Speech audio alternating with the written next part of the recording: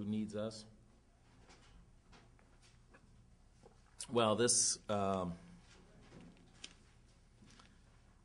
tough game for the guys in the locker room, the players, to digest because I thought their effort was terrific, but it was just disappointing that we didn't make enough plays to win that game.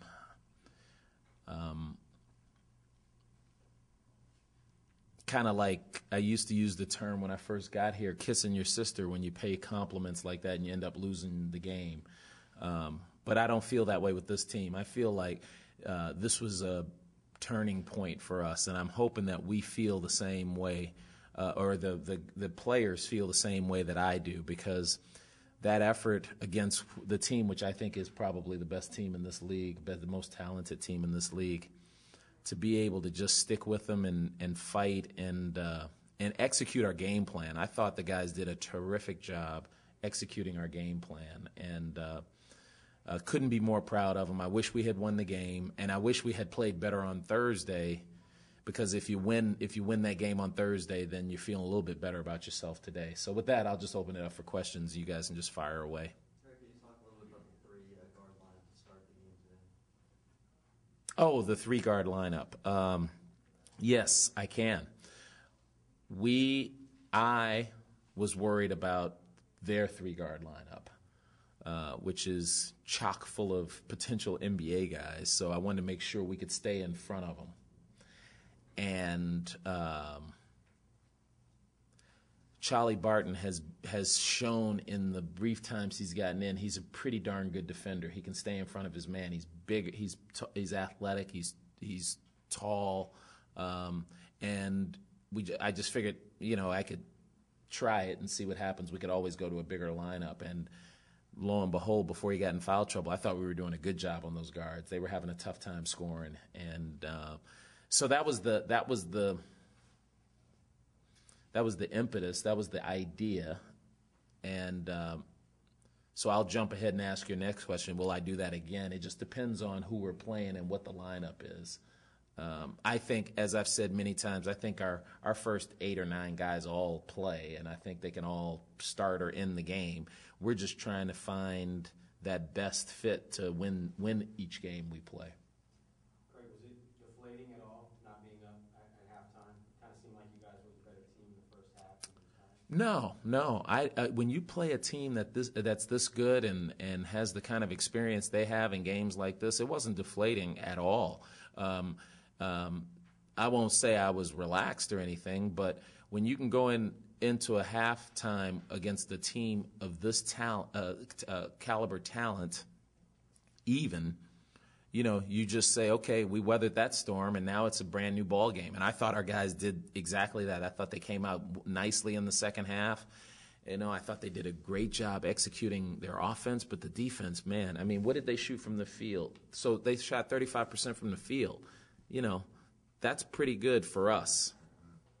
That's pretty darn good for us. How deep is Washington? I mean, their bench scored 24 points tonight. And how much does that affect you guys? Well, you're asking me how deep they're 1, 2, 3, 4. Oh, wait, 1, 2, 3, 4, 5, 6, 7, 8, 9. So they played 9 guys. I mean, and they probably have a couple guys who don't play who could probably play. And, it looks like their bench, they have a couple of bench guys who could start on a lot of teams in this conference. So, and C.J. Wilcox was starting. So I'm sure if he didn't have the stress fracture, he would still be starting. At some point in that. Hey, Percy. Good. How you doing? At some point in that second half, did you feel that your guys were just really waiting for that run to just maybe get over that hump? Yeah, because historically we're getting to the point where we have our own runs. It was 3 years here where we would have these horrific droughts and not get our own run. And, I felt like each time we were going to have one. And when it finally came, it was just a little, it was too little, a little bit too late. I thought Angus Brandt was our run. I mean, almost on his own, making those 3 different shots, 3 tough shots. Just terrific. But you can't give up as many offensive rebounds. Although I thought if the offensive rebounds wouldn't hurt us if the second chance points were the same. You can't miss as many foul shots, and you can't have as many second half turnovers as we have to beat a good team like that. A really good team. Craig, you talked about it before, but do you feel like your team is still in a point where it's learning to win? Absolutely. I take all the blame for these guys' inability to do stuff because they're still young and we're still learning. And but I tell you what, their effort is just tremendous. And I'll point out something that really it's a small consolation. But we haven't had this year just killing myself here with the whammy, but we haven't played 2 bad games in a row. I love the way these guys bounce back. I mean, even after the 4 overtime loss, we came back and almost beat Arizona at Arizona. Every time we've had a bad game, we come back ready the next time. That's part of the learning process. But I appreciate you keep pointing that out because it gets missed sometimes that even though we have 3 juniors who are playing on this team, these guys really didn't start knowing what to do and how to do it at this level until this season, and they're still learning. So is the youth thing something that's going to still take the rest of the season and eventually turn into something? Well, I hope not. I don't think it has. I think we have shown signs that it's not. It's slowly getting there. And tonight could be one of those nights. I mean, that team, and I keep saying this because I want everybody to know how I feel about that team. That's the kind of team you aspire to be. You aspire to be that team where you don't necessarily shoot your best percentage and you can still win a game on the road like that. We're not there yet, but we won 2 of our last 3 on the road, and we're hitting the road again, so this will be interesting to see. In the second half, there was a long delay when there was some spilled Dippin' Dots, I believe, on the floor. Do you think coming out of that hurt you guys, caused you to go cold? Oh, yes, a nice little irony there you used. But I know you didn't mean to do it, but I don't think so. I know if I look at the tape, I might feel differently, but, I thought we had a fantastic crowd, and they were behind us the whole time. And as soon as the game resumed, they were just as loud as they had been before. I thought that given how intense the game was, I was able to rest guys who I was going to, I would have had to give Jared a rest and Ahmad a rest in that second half. They got a chance to rest without having to come out of the game. So you could flip it the other way. If we had won, I wouldn't have taken any credit for it or said that helped us. And I don't think it hurt us to the point that it cost us the game. Don't think so. How is Jerry? He took some hard spills. Is he all right? Yeah, he's all right. He still doesn't get treated like the player that I think he is. So I'll say that again. I've been on record with that. So. Back to the 3-guard lineup, Charlie and Roberto, that defense. Well, I think Charlie's a better defensive player. I think Roberto's a better offensive player. If you put them together, you might have a really good player. But that was my thought process there, and it was no secret. I think everybody kind of knows because we had him. Roberto probably played more minutes than Charlie. Had Charlie not gotten in foul trouble, he probably would have played more than 8. What is it? 8 minutes he only played. How many minutes did Charlie play? 10. So he probably would have played closer to 15, maybe 16 minutes. But Roberto probably would have still played more. How tough was it to slow down Ross?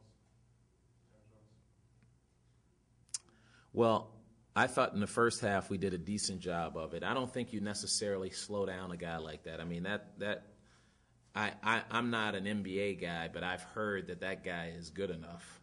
I mean, what we had to do was change defenses and we tried a smaller guy on him, a longer guy on him, and he's still had a great game. So maybe I'm not the guy to ask. You mentioned potential turning point for this team. What specifically do you think is the reason for that you took out of this game? mindset of the guys in preparing for this team, especially after the effort we had in the previous game. And I could see it in practice. Some of you have heard me say that Friday night after the Thursday night loss, they probably felt that I was going to come after them at practice, and they just beat me to the punch, and they came after each other, and they were there early and before I could even get going. So they were policing themselves. So this weekend, even though it wasn't the result that we wanted, is shown a lot of maturity with this group.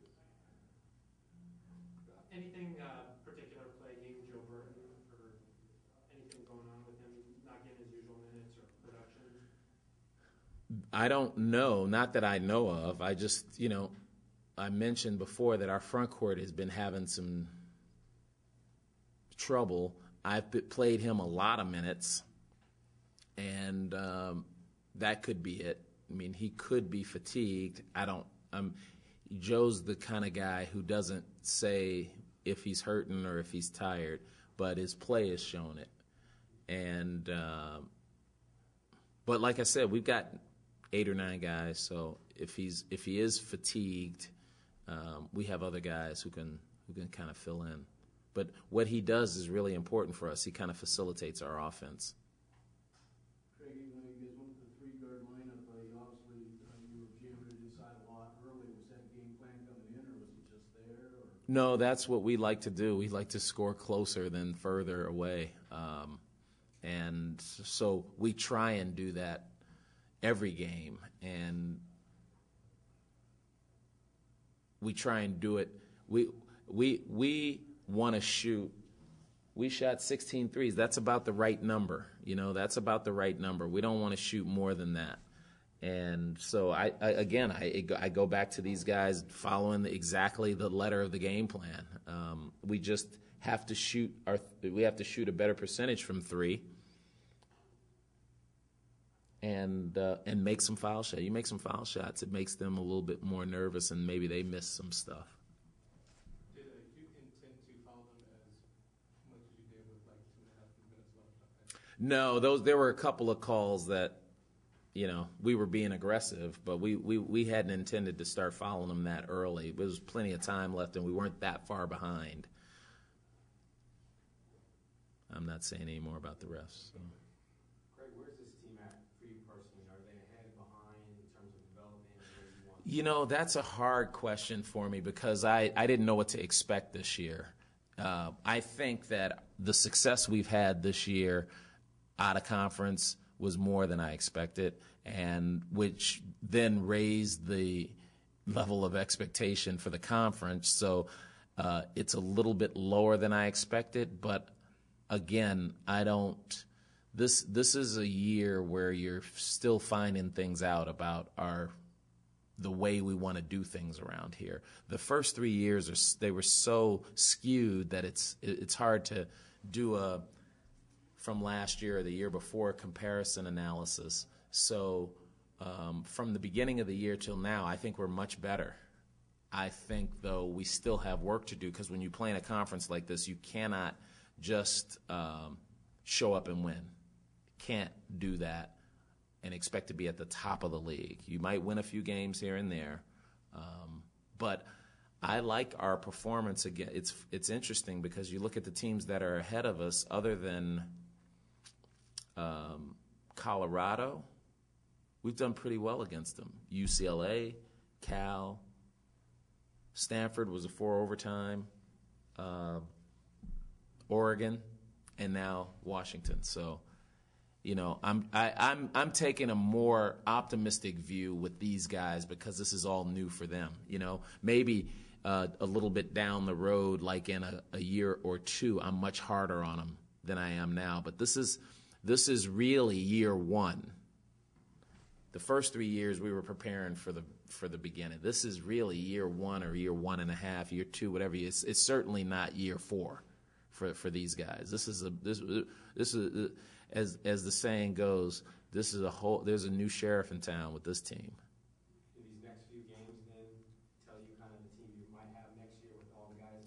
Yeah, but Brandon, I don't want to jump ahead to next year yet. We have a lot of basketball play and we have a lot of learning to do. So I don't even want to make my guys feel like I'm thinking about next year. What I love coaching this team, and every day of practice is terrific. I mean, you're there. They work. They work their butts off. They do, and that's enjoyable for a coach. I can ask these guys to come to work after they've lost games, and they come to work. That's a lot further ahead than I was last year. Because you think with only 5 regular season games left, is there no worry that your team might start looking ahead maybe towards the Pac-12 tournament and say, all right, we just need to get to there and then we'll turn it off? Well, it's human nature to do that, but we've done a really good job with our one day at a time mantra all year long, and we just have to keep that focus. We have to keep that focus because, the way we play going forward will affect the tournament. But I'm not afraid that they're going to sort of say, okay, to heck with the rest of the season, let's just concentrate on the tournament. They're not that kind of guy, those kind of guys. They are interested in winning. They're interested in getting better. Those types of things. They're not. I'd be surprised if they tried to chuck it. I wouldn't let them. Craig, it's obviously an exceptionally tight race, but you said you think Washington was the most talented team. If you had to pick a team, do you think is going to win the regular season championship? Do you think they're going to win? Since I have to play some of these teams, I won't pick one, but I will tell you that it looks like the way the standings are that Cal, Washington, UCLA, and Colorado are, they're in the right spot. I mean, from what I can tell. I think what's going to determine the ultimate standings is going to be who's got to play at home and who's got to play on the road. Is that it? Thank you.